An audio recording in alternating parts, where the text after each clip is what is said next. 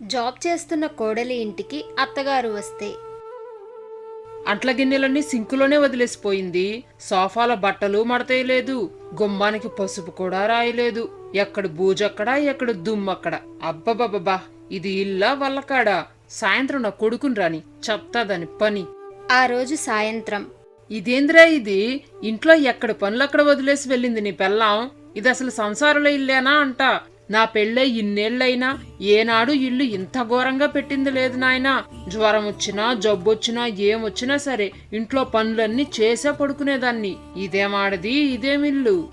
అదే ఇంటికి అమ్మ వస్తే తెల్లవారుజామునే నిద్రలేచి ఇల్లు చిమ్మి అంట్లు మొత్తం తోమేసి బట్టలన్నీ మడతపెట్టి ఇల్లంతా బూజు తుడిచి కమ్మగా వంట చేసి కూతురి ముందు వడ్డిస్తుంది. నీకెందుకమ్మా ఈ పనులన్నీ? రాక ఇంటికొచ్చావు, కొద్దిగా విశ్రాంతి తీసుకో అమ్మా. రోజు ఇంట్లో పనులు బయట జాబు రెండూ చేసుకోలేక నానా అవస్థ పడుతున్నావు. నీ కష్టం ముందు నాదెంత చెప్పు.